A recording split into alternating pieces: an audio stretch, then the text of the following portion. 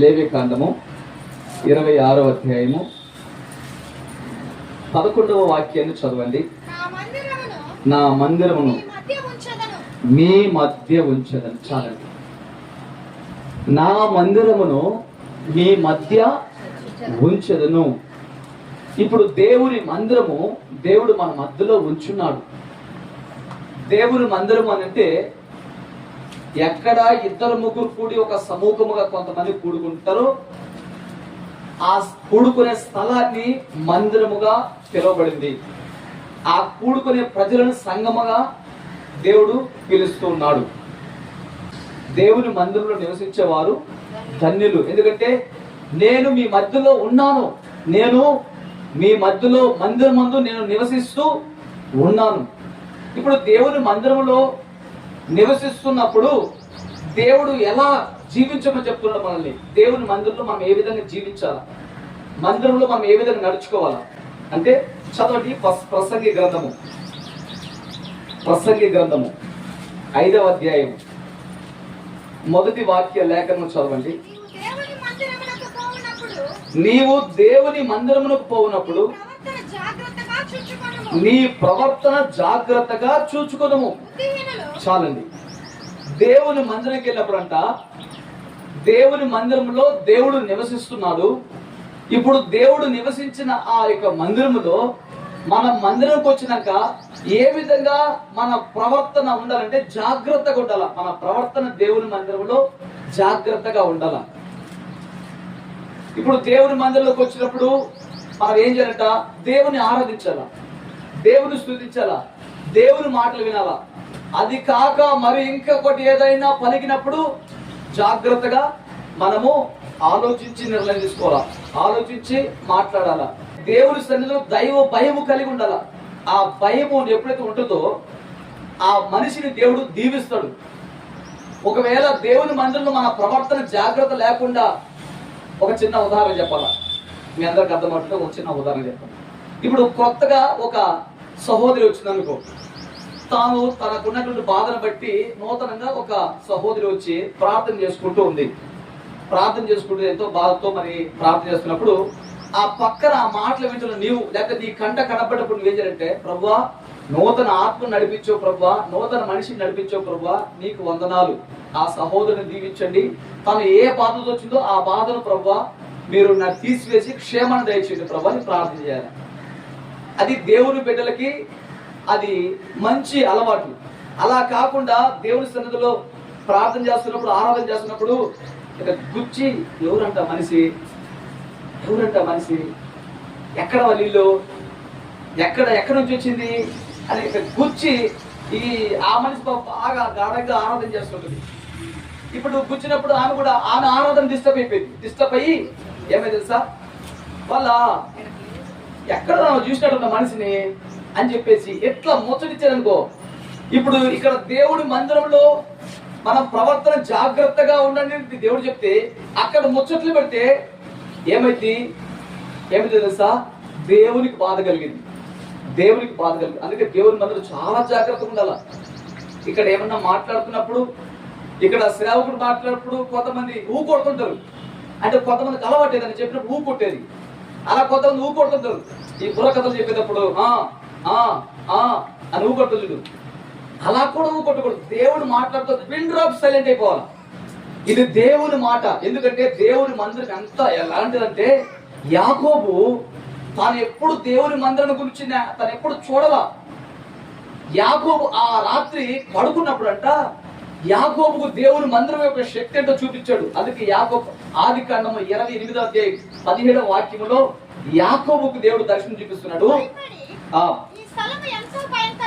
భయపడి ఈ స్థలం ఎంతో భయంకరము, ఇది దేవుని మందిరమే గాని వేరొకటి కాదే, ఇదే పరలోకపు గవిని. చాలండి. దేవుని మందిరం అంటే అది భయంకరమైనటువంటి స్థలం అంట. అది భయంకరము. ఎందుకంటే భయంకరమైన దేవుడు, భయంకరమైన హాని చేసే స్థలం అని కదా దాని అర్థం. అంటే ఆయన శక్తి ఉన్నతమైనది, ఆయన మహిమ, ఆయన ప్రత్యక్షత, ఆ మహిమ అంట. అక్కడ దేవుడు యాకోబుకు తన దర్శనం చూపించినప్పుడు ఆయన భయపడ్డాడు. ఇది భయంకరమైన స్థలము, ఇది దేవుని మందిరం తప్ప ఇంకోటి కానే కాదు. నేను ఎన్నో స్థలాలకు వెళ్ళి పడుకున్నాను, ఎన్నో స్థలాల్లో సంచరించినాను, ఎన్నో స్థలాల్లో నిలబడ్డా, కానీ ఈ స్థలంలో మాత్రము ఇది భయంకరము. ఎందుకంటే ఇక్కడ ఆకాశంలోకి భూమికి ఒక నిచ్చెన వేయబట్టం ఆయన చూశాడు. అక్కడ దేవదూతలు ఎక్కడము దిగటము చూశాడు. ఒక పక్క ఎక్కేవారు ఎక్కుతుంటే ఒక పక్క వారు దిగేవారు దిగుతున్నారు. అమ్మో, ఇది భయంకరమైన స్థలము. కాబట్టి దేవుని మందిరము అది భయంకరమైనటువంటి పరిశుద్ధ స్థలము, అది పవిత్ర స్థలము, అది పుణ్య స్థలము. ఆ స్థలంలో దేవుడు ఆ స్థలంలో సంచరిస్తున్నాడు. అందుకే నా మందిరము మీ మధ్య ఉన్నది, నా మందిరము మీ మధ్య ఉన్నది. ఇప్పుడు మనం దేవుని మందిరంలో ఉన్నామంటే ఇక్కడ దేవుడు సంచరిస్తున్నాడు. ఇప్పుడు ఇక్కడ దేవుడు కనుదృష్టి ఉంది. ఇక్కడ దేవుడు అందరిని చూస్తున్నాడు, ఒక్కొక్క హృదయాన్ని చూస్తున్నాడు. ఈ మూల నుంచి ఆ మూల చూసుకున్నాడు, ఆ మూల నుంచి ఆ మూలకి, ఇట్లా 4 మూలల ఆయన ఆత్మ వ్యాపించింది. ఈ మధ్యలో ఆయన సంచరిస్తున్నాడు. ఎవరు వాక్యం ఉంటున్నారా, ఎవరు వాక్యం వినకుండా ఉన్నారా, ఎవరు మాట్లాడుతున్నారా, ఎవరు అటు ఇటు తిరుగుతున్నారా, ఎవరు గిచ్చుకుంటున్నారా, ఎవరు లాక్కుంటున్నారా, ఎవరు ఎలాంటి పరిస్థితుల మధ్యలో అన్నది ప్రతి ఒక్కరిని దేవుడు పరిశీలన చేస్తున్నాడు. అందుకే దేవుని మందిరం అంట. అసలు దేవుని మందిరంలో ఏముంది అంటే చదవండి. దేవుని మందిరంలో దినవృత్తాంతాలు 2వ గ్రంథము 7వ అధ్యాయము. దేవుని మందిరంలో ఏముందంటే 7వ అధ్యాయం 15వ వాక్యం చదవండి. ఈ స్థలమందు చేయబడిన ప్రార్థన మీద నా కనుదృష్టి నిలుచును, నా చెవులు దానిని ఆలకించును. చాలండి. ఈ స్థలమందు చేయబడిన ప్రార్థన మీద నా కనుదృష్టి నిలుచును, నా చెవులు దానిని ఆలకించును. ఎవరు చెప్పారండి ఈ మాట? స్వయాన దేవుడే చెప్తున్నాడు ఈ మాట, మనుషులు చెప్పిన మాట కాదు ఇది. అంతకు ముందు పగలు ఒక సొలొమోను భక్తుడు ఒక పెద్ద దేవాలయాన్ని కట్టించాడు, పెద్ద దేవుని మందిరం కట్టించాడు. అది చిన్న చితక మందిరం కాదు, ఈ ఊరంతా ఆ మందిరమే, అంత పెద్ద మందిరము. ఆ మందిరం అంట బంగారం పోసి దానిపై రాతి మీద రాయి పేర్చున్నారు. బంగారంతో పొదిగించబడినటువంటి దేవుని ఆలయం అంత పూర్తికైన తర్వాత ఇక్కడ ఆ ప్రజలందరూ కలుసుకుని ఆ మందిరం బయట ప్రార్థన చేస్తున్నారు. వారి మధ్యలో ప్రత్యేకంగా సొలొమోను రాజు ఆకాశమన్న దేవుని వైపు చూసి, అయ్యా, ఆకాశం నీ సింహాసనము, భూమి నీ పాదపీఠము. ఇప్పుడు అంత పెద్ద సింహాసనం మీద ఆశ్రయిన దేవుడు, నేను కట్టిన ఈ మందిరం నువ్వు పట్టజాలవు, ఈ మందిరంలో నువ్వు సరిపోవు. కానీ నా ఒక్క మనవి తండ్రి, ఈ మందిరం దగ్గరికి ఎంతమంది కన్నీళ్లతో, కష్టాలతో, దుఃఖముతో, బాధతో, వేదనతో, సమస్యలతో, సాతాను చేత పీడితులై నెమ్మదిలోకి ఎంతమంది కృంగిపోయి వచ్చినారో, ఈ మందిరంలోకి వచ్చి కన్నీరు కారుస్తున్నారో, ఆ ప్రతి కన్నీటిని ప్రభువా నీవు చూసి వాళ్ళ ప్రార్థన ఆలకించయ్యా అని చెప్పి ప్రార్థన చేసి వెళ్ళిపోయాడు. ఇక ఆ రాత్రి పడుకున్నాడు.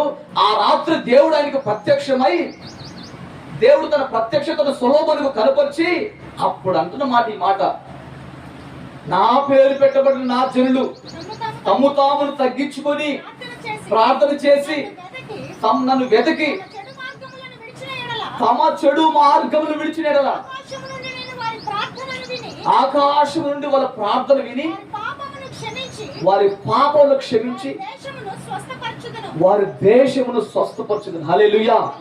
అప్పుడు అంటున్న దేవుడి మాట, తండ్రి దేవుడు ఆ యొక్క సొలొమోను ప్రత్యక్షమై, ఇదిగో నా పేరు ఎవరికి పెట్టుకుని వచ్చి నా సన్నిధిలో వచ్చి తమ తప్పుదలను ఒప్పుకొని తమ తగ్గించుకొని నా వైపు తిరిగి ప్రార్థన చేస్తారో, మొట్టమొదటిగా వారి పాపాలను మొదట క్షమించి ఆ తర్వాత వాళ్ళ దేశాన్ని స్వస్థపరుస్తారు. ఎందుకంటే మానవుడు పాపం వల్ల దేశానికి హాని, మానవుడు తప్పిదం వల్లే ఆ మనుషులందరికీ ముప్పు, మానవుడు తప్పిదం వల్లే. అదే కదా జరిగింది జలప్రలయము. నోవహు కాలంలో జలప్రలయం ఎందుకు వచ్చిందో తెలుసా? మానవులందరూ పాపం చేసి ఉన్నారు, చెడుతనం నడిచినారు. ఆ భూమి అంతా చూస్తే నరులు ఒక్కరు కూడా పరిశుద్ధులు కనపడలా, ఒక్కరు కూడా నీతిమంతులు కనపడలా. అందరంట పాపం చేసిన వారు. ఆ పాపం వల్ల దేవుడు నోవహుతో మాట్లాడి జలప్రలయము భూమికి పంపిస్తానని చెప్పి, నీవు నీ ఇంటి వారు కొరకు రక్షణ ఓడను సిద్ధపరచుకో, భూమి మీద ఉన్న ప్రతి ఒక్క జంతువులు జతలు వారుగా అందులో నీవు రప్పించి వాడికి కావాల్సిన ఆహారం సిద్ధపరచు, ఈ లోపు అందరికీ సత్య సువార్తను ప్రకటించు, ఎవరైతే నీ మాట నమ్మి ఆ ఓడలో ప్రవేశిస్తారో వాళ్ళు బ్రతుకుతారని చెప్పేసి నోవాహుకు దేవుడు హెచ్చరించినాడు. ఆ తర్వాత ఈ ప్రజలందరూ ఎవరు ఆయన మాట విన్నోళ్ళు కాదు. మనుషులు లోబడిపోలేక అందరు జలప్రాలు ఏమయ్యారంట, సంహరించబడ్డారు, మునిగిపోయారు. ఆ ఓడలో ప్రవేశించిన వారు మాత్రమే బ్రతికినారంట. ఈనాడు ప్రియమైన దేవుని ప్రజలుగా ఆకాశమందున దేవుడు ఏమంటే, మానవుని తప్పిదం వల్ల, మానవుని పాపం వల్ల లోకములకు ముప్పు వస్తుంది. ఆ ముప్పు నుంచి తప్పించబడాలంటే వారు ఏం చేయడా, తమ్ము తాము తగ్గించుకుని తమ చెడు నడతను విడిచిపెట్టి ప్రార్థన చేసినప్పుడు వారి ప్రార్థనని వింటానని దేవుడు సొలొమోనుకి మాట ఇచ్చున్నాడు. ఆ మాట ప్రకారం ఈ రోజు దేవుడు మనలో కూడా, ఆ రోజు సొలొమోనుకి ఇచ్చిన దేవుడు ఈ రోజు నీతో కూడా మాట్లాడుతున్నాడు. ఈ రోజు నీకును దేవుడు తన మాటను సెలవిస్తున్నాడు, తన వాక్కును సెలవిస్తున్నాడు. కాబట్టి నా ప్రియ దేవుని సంగమా, దేవుని ప్రజలారా, దేవుని సన్నిధులు ఏముందంట, దేవుని మందిలో దేవుని కనుదృష్టి ఉంది. దేవుని కనుదృష్టి అందరూ చూస్తూ, అందరూ పరిశీలన చేస్తున్నాడు. ఏ కష్టంతో వచ్చినారో, ఏ బాధతో వచ్చినారో. ఇప్పుడు నువ్వు కన్నీళ్ళతో వచ్చినావు, నీ కన్నీళ్ళు దేవుడు తుడుస్తున్నాడు. నువ్వు బాధతో వచ్చి నీ బాధ దేవుడు తీరుస్తున్నాడు. నీ అప్పుతో వచ్చి నీ అప్పు దేవుడు తీరుస్తున్నాడు. నువ్వు సాధారణ పీడించబడి వచ్చినావు, నీ సాధారణ క్రియల నుంచి దేవుడు విడిపిస్తున్నాడు. అంటే దేవుడు ప్రతి ఒక్కరికి దేవుడు కార్యం జరిగిస్తూ ఉన్నాడు. అంత మాత్రమే కాకుండా దేవుని మందిరంలో దేవుని కనుదృష్టి మాత్రమే కాకుండా దేవుని మందిరములో వారిని ఏం చేస్తారంట, మేలు వాళ్ళకి సిద్ధపరచాడు. చదవండి ఆ మాట కూడా. కీర్తన గ్రంథము 122వ కీర్తన 9వ వాక్యం చదవండి ఒకరు. మన దేవుడైన యెహోవా మందిరము నిమిత్తము మీకు మేలు చేసేదను. హల్లెలూయా. ఇప్పుడు దేవుని మందిరంలో ఏముందంట, మేలు ఉంది. నువ్వు దేవుని మందిరంలో అడుగు పెట్టిన తర్వాత నువ్వు మేలు పొందుకుంటున్నావు, నువ్వు దీవెన పొందుకుంటున్నావు, నువ్వు ఆశీర్వాదం పొందుకుంటున్నావు, నువ్వు క్షేమం పొందుకుంటున్నావు. నువ్వు వచ్చిన స్థలము అది పవిత్రమైన స్థలము, అది దేవుడు కనుదృష్టి ఉంచిన స్థలము. ఆ స్థలం నువ్వు ఏమైతే మొరపెడుతున్నావు ఆ మొర దేవుడు వింటున్నాడు. అంతే, ఆ మొర దేవుడు ఆలకిస్తున్నాడు, ఆ ప్రార్థనకి దేవుడు చెవియకున్నాడు. అంటే ఆయన మందిరంలోకి వచ్చిన తర్వాత ఆ మేలు పొందుకుంటే మనం ఏం చేయాలి తెలుసా? చదవండి 92వ కీర్తన 13వ వాక్యం.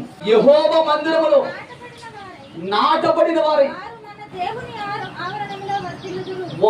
మన దేవుని ఆవరణలో వర్ధిల్లుదురు. ఆమేన్. ఇప్పుడు దేవుని మందిరంలో దేవుని మేలు పొందుకోవాలంటే మీరు దేవుని మందిరం నాటబడాల. యెహోవా తోటలో నాటబడిన చెట్టులాగా, యెహోవా నాటిన తోటలాగా మీరు దేవుని చేత నాటబడిన వారికి ఉండాలా. మీరు దేవుని చేత నాటబడాలి. ఎలా నాటబడాలా? దేవుని వాక్యం హృదయంలో నిలుపుకొని, దేవుని మాటలు హృదయం నిలుపుకొని, ఆ మాటల ప్రకారం నువ్వు ప్రార్థన జీవితం కలిగి క్రమము తప్పకుండా ఎడతెగక దేవుని సన్నిధిలో నీవు అంగలార్చే స్వభావం కలిగి ఉన్నట్లయితే దేవుడు తన కను దృష్టి నీ మీద ఉంచుతాడు. ఎప్పుడు ప్రార్థనలైనా సరే ఆ ప్రార్థన క్రమము తప్పకుండా వచ్చి దేవుడి సన్నిధిలో కనపడాలా. అప్పుడు ఆకాశమందున దేవుడు నిన్ను చూస్తాడు, నీ ప్రయాసం చూస్తాడు, నీ కష్టాన్ని చూస్తాడు, నీ ఉపద్రవం, నీ శ్రమను చూస్తాడు, నీ బాధ చూస్తాడు. చూసి నీకు మేలు చేస్తాడు. నీకు మేలు చేయడమే కాకుండా ఇప్పుడు 84వ కీర్తనకు రండి. 84వ కీర్తన 4వ వాక్యం. నీ మందిరమందు నివసించువారు ధన్యులు. ఆమేన్. వారు నిత్యం నిన్ను స్తుతించెదరు అన్నది. అంటే దేవుని మందిరములో దేవుడు నిన్ను నాటబడిన తర్వాత, నీ కుటుంబాన్ని నాటిన తర్వాత, నీ బిడ్డలు నాటిన తర్వాత మిమ్మల్ని ఏం చేస్తాడంట, మేలుతో తృప్తిపరిచి మిమ్మల్ని ధన్యులుగా చేస్తాడు, ధన్యురాలుగా దేవుడు చేస్తాడు. ధన్యకరమైన జీవితాన్ని దేవుడు మీకు ప్రసాదిస్తాడు. ధన్యకరమైనటువంటి జీవితాన్ని మీరు అనుభవించేటట్టు దేవుడు ఏం చేస్తాడు, కార్యములు అనుకూలపరుస్తాడు, పరిస్థితులన్నింటినీ చక్కబరుస్తాడు. కాబట్టి నా ప్రియ దేవుని సంగమా, ఇన్ని మేలున్నటువంటి దేవుని సన్నిధిలో మనం ఎలా ఉండాలంట, జాగ్రత్తగా ఉండాలి. ఒకవేళ జాగ్రత్తగా లేకుండా తొందరపడి మనము మాట్లాడితే, అందుకే దేవుని వాక్యం ప్రసంగి గ్రంథము 5వ అధ్యాయం 2వ వాక్యం చదవండి. నీవు దేవుని సన్నిధిని అనాలోచనగా పలుకుటకు నీ హృదయమును త్వరపడనీయక నీ నోటిని కాచుకోము. దేవుడు ఆకాశమందున్నాడు, నీవు భూమి మీద ఉన్నావు. కావున నీ మాటలు కొద్దిగా ఉండవలను, చాలండి. నీ మాటలు కొద్దిగా దేవుని మందిలో కొద్దిగా ఉండాలి. ఆలోచన లేకుండా అనాలోచితంగా మాట్లాడకూడదు, తొందరపడి మాట్లాడకూడదు. నోటిని జాగ్రత్తగా నోటి అంతా భద్రపరుచుకోవాలా.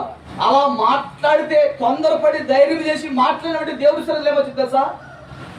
6వ వచనం చదవండి. నీ దేహమును శిక్షకు లోపరచినంత పని నీ నోటి వల్ల జరగనీయొద్దు. అది పొరపాటు చేత జరిగినని దూత ఎదుట చెప్పకము. నీ మాటల వలన దేవునికి కోపము పుట్టించి నీవేళ కష్టం తెచ్చుకుందువు. చాలండి. ఇప్పుడు దేవుని మందిరం అనాలోచితంగా మాట్లాడితే, దేవుడి సన్నిధిలో అనాలోచితంగా ప్రవర్తిస్తే దేవునికి కోపం వచ్చింది. దేవునికి కోపం వచ్చినప్పుడు నీకు నీవే కష్టాన్ని కొని తెచ్చుకుంటావు, నీకు నీవే బాధను కొని తెచ్చుకుంటావు. కాబట్టి దేవుడి సన్నిధిలో ఆయన ఆకాశం అందున్నాడు, మనం భూమి మీద ఉన్నాం. మనం ఏం చేయాలంట? జాగ్రత్తగా ఉండాల. జాగ్రత్తగా దైవ భయము, దాన్ని ఏమంటారు? దైవ భయము, దేవుని భయం. ఏముంది ఇక్కడ ఎవరు మాట్లాడితే ఎవరు ఏమంటారులే, ఇక్కడ ఏం మాట్లాడి ఎవరు ఏమన్నారు, నేను ఎవరు ఏమన్నారు, నీ పక్క వాళ్ళు ఏమన్నారు, నీ ముందు వాళ్ళు అనరు, వెనకోళ్ళు అనరు, పాస్టర్ అన్నాడు, పాస్టర్ అన్నాడు, ఎవరు నేనేమన్నారు. నువ్వు ఎంతకన్నా మాట్లాడు. కానీ ఎవరంటారు తెలుసా? దేవుడు అని ఒక ఆయన్నాడు. ఆయన తన దూతలతో ఆయన ఇక్కడ సంచరిస్తూ ఉన్నాడు. అప్పుడు తండ్రి నేను తొందరపడి అనేసినానయ్యా, తెలియక అనేసినానయ్యా అంటే అట్ట కూడా అనద్దు. దూత ఆ మాట ఆలకించిందట. దూత ఆ మాట ఆలకించినప్పుడు దేవుడు ఏం చేస్తాడంట తెలుసా? ఆ మాటకి వినడు. దేవునికి కోపం వచ్చింది, నీకు నీవే నష్టపరుచుకుంటావు. తొందరపడి అక్కడ నీ దేహమును శిక్షకు లోడు కొని తెచ్చుకోవద్దు. శిక్షణ దేహానంట, ఈ దేహానికి శిక్ష తెచ్చుకోవద్దు. ఒక ఉదాహరణకి ఇక్కడ ఒక పెద్ద అధికారి, ఒక ప్రధాని మంత్రి వచ్చి ఒక మీటింగ్ పెట్టినప్పుడు ఇక్కడికి వచ్చాడు. ప్రధాని మంత్రి వచ్చాడు. వచ్చిన తర్వాత ఆయన మాట్లాడుతుంటాడు. ఆ పక్క నుండి హలో అని ఫోన్ వచ్చింది. ఈలోపు టింగ్ టింగ్ టింగ్ సౌండ్ వచ్చి హలో వస్తున్నా, ఎక్కడ ఉన్నా, ఇంకా 5 నిమిషాలు ఉందిలే ప్రార్థన అని మాట్లాడుతాం అనుకో. ఇప్పుడు ఈ ప్రధానికి ఏమనిపింది తెలుసా? ఏమండు ప్రధాని ఏమండు ఒక మాట అటంటుడు. అటు ఎవరు వస్తారంట? కొంత అధికారులు కూడా రారు. ఇప్పుడు దోపలు ఉన్నారు చూసారా? ఎవరు? వాళ్ళు వచ్చి అట్ట చేసిపోయి ఒక 10 రోజులు 20 రోజులు నీకు ప్రధాన మంత్రి దగ్గర ఎలా మాట్లాడాలనుకుంటే నీకు తెలియదుదా, నీకు నేర్పిస్తామని చెప్పేసి ఆ 20 రోజులు 40 రోజులు నెల రోజులు అక్కడ వేసి ఆ లోపల పెట్టి వాళ్ళకి క్రమశిక్షణ నేర్పిస్తారు. వాళ్ళు క్రమశిక్షణ పొద్దున కాసేపు సాయంత్రం కాసేపు క్రమశిక్షణ నేర్పిస్తారు. కానీ మన దేవుడు ఇట్లా ఎవరి ద్వారా క్రమశిక్షణ నేర్పించేవాడు కాదు. తమకు తానే క్రమశిక్షణ నేర్చుకునేటట్టు దేవుడు చేస్తాడు. ఎందుకంటే అది దేవుని మందిరము, అది దేవుని సన్నిధి. కాబట్టి మీరు దేవుని సన్నిధిలో జాగ్రత్తగా ఉండండి. దేవుని సన్నిధిలో భయభక్తులు కలిగి జీవించండి. దేవుని సన్నిధిలో ప్రార్థన కలిగి జీవించండి. దేవుని మాట వినడానికి ఆశపడండి అని పరిశుద్ధ ఆత్మ దేవుడు ఆ రోజు ప్రవక్తలతో మాట్లాడిన దేవుడు ఈరోజు నీతో మాట్లాడుతున్నాడు. ఆ రోజు పరిశుద్ధ ఆత్మ దేవుడు తన సన్నిధిని నీకు తోడుగా ఉంచున్నాడు. ఆమేన్, హల్లెలూయా. పరిశుద్ధ ఆత్మ దేవుడి కార్యములు మీ పట్ల దేవుడు జరిగిస్తున్నాడు. కాబట్టి ఆయన మందులు మనకు ఎట్లుండాలంట? భయభక్తులతో ఉండాల. దేవుని భయభక్తులతో ఉండాల. దేవుడు మనతో మాట్లాడుతున్నాడు. దేవుడు ఆయన సరైన మనతో ఉంచున్నాడు. కాబట్టి ఇప్పుడు ప్రార్థన చేసినప్పుడు ఒకరు ఆరాధన చేస్తున్నప్పుడు ఇంకొకరు కానీ ఆరాధన చేయి, వెనకలో ఆరాధన చేస్తున్నారు, నువ్వు ముందు ఆరాధన చేయి అంటానుకోలేదు. వాళ్ళు అర్థం చేసుకొని ఆరాధన చేసేవాళ్ళు కూడా ఏం చేస్తారంటే, ఒక వ్యక్తి ఆరాధన చేస్తున్నారు అనుకో, ఇంకొక వ్యక్తి ఏం చేస్తారంట, ఆ మనిషి ఆరాధన చేస్తున్నప్పుడు అరే పాపం ఏదో చేసేసిందిలే, ఇంకా మనం తర్వాత చేద్దాం కానీ నిదానించి అర్థం చేసుకోవాలా. ఏది నువ్వు నేను చేస్తుంటే వాళ్ళైతే తప్పించేస్తున్నావు అని ఆరాధన చేసే మనిషిల్లా ఆపి జగడమాడకూడదు. అలాగే ముందు చేస్తున్నారు, వీళ్ళకి వెనకోలేదో స్పీడ్లో చేసేసారనుకో, వాళ్ళకి ఏం పని లేదు, ఎప్పుడు ముందు కూర్చొని మీరే చేస్తారా అని అంత అనుకోలేదు. ఆలోచించండి. వారి తర్వాత అందరూ కలిసి ఆరాధించండి. అందరూ కలిసి అంటే దాని ఏమంటే అనాలోచితంగా దేవుడి సన్నిధిలో అనాలోచితంగా ఉండకూడదు. ఎప్పటికీ అనాలోచితంగా ఉంటే దేవునికి కోపం వచ్చింది దేవుడి సన్నిధిలో. ఇక్కడ దేవుడు మాత్రమే మాట్లాడాలా, మనం చెవికి ఆలకించాలా. అప్పుడు ఆ మాటల ద్వారా మనం ఏం చేస్తుంటా, దీవించబడతాము, మేలు పొందుకుంటాము, వర్ధిల్లుతాము. మన జీవితంలో దేవుడు ధన్యకరముగా దేవుడు చేస్తాడు. నా ప్రియ దేవుని సంగమా, ఈ మాటల ద్వారా వింటున్న సహోదరుల, ఈ యొక్క దేవుని సన్నిధిలో మీకు ఇవ్వబడిన స్థలాల్లో మీరు దేవుని సన్నిధిలో భక్తి కలిగి జీవించండి, ప్రార్థన కలిగి జీవించండి, యథార్థంగా జీవించండి. మీకున్నటువంటి మీ దగ్గర ఉన్నటువంటి ఆ పరిచర్యలో నమ్మకంగా బ్రతకండి. అప్పుడు మన దేవుడు అంతా ఫలింప చేస్తాడు. మీ కుటుంబాలని, మీ పిల్లల్ని, మీ కలిగిన సమస్తమును దేవుడు ఆశీర్వదిస్తాడు. మీకు క్షేమాన్ని కలుగు చేస్తాడు. మీరున్న స్థలంలో దేవుడు మిమ్మల్ని ఏం చేస్తాడట, అంచెలంచెలుగా అభివృద్ధి చేస్తాడు. కాబట్టి నా ప్రియ దేవుని సంగమా, ఈ మాటలు ఉంటున్న ప్రజల, మీరు కూడా దేవుని మందిరంలో నాటబడిన దేవుడి చేత నాటబడిన తోటలాగా ఆయన మందిరంలో మీరు జీవించాలని ప్రభు కోరుకుంటున్నాడు. అందుకొరకే కదా యేసు ప్రభు వచ్చాడు. అందుకొరకే కదా యేసు క్రీస్తు ప్రభు శరీరధారికి వచ్చాడు. భూలోకములో శరీరాలతో మనుషుడు పాపము చేస్తుంటే, ఆ శరీరాలతో మనుషుడు పతనమైపోతుంటే దేవుడే శరీరం దాల్చి వచ్చాడు. దేవుడు ఆయన ఏమన్నాడు, ఆయన దహించు అగ్ని అయినాడు. చాలా మంది తెలియక ఆయన తండ్రి కదా, ఈయన కుమారుడు కదా అని అంటారు. యేసు ప్రభు అన్నాడు కదా, ఆయన కుమారుడు, నేను కుమారుడు, నా తండ్రి. యేసు ప్రభు ఎప్పుడు నన్ను నేను కుమారుడు అనుకోలేదు. యేసు ప్రభు తనకు తన కుమారుడు అనుకోలే, తండ్రి అని పిలిచాడు అంతే. అంటే ఆయన తండ్రిగా దేవుడు ఏం చేస్తుంటా, మనిషికి ఒక క్రమాన్ని నేర్పించడానికి ఆ మాటను ఉచ్చరిస్తున్నాడు. కానీ చాలా మంది తెలియక ఆయన దేవుడు, ఈయన కుమారుడు అంటారు. లేదు, ఆయనే తండ్రి కుమార పరిశుద్ధాత్ముడై ఉన్నాడు. ఆయనే దేవుడై ఉన్నాడు. ఆయన సమస్తము ఆయన ద్వారా నిర్మించబడింది, ఆయన ద్వారా కలుగ చేయబడింది. ఆయన లేకుండా ఏది కలగబడలేదు. ఈ భూమి మీద ఒక రవ్వంత మనిషి కూడా ఏ హాని జరగకుండా ఉందంటే ఆయన ఉన్నాడు.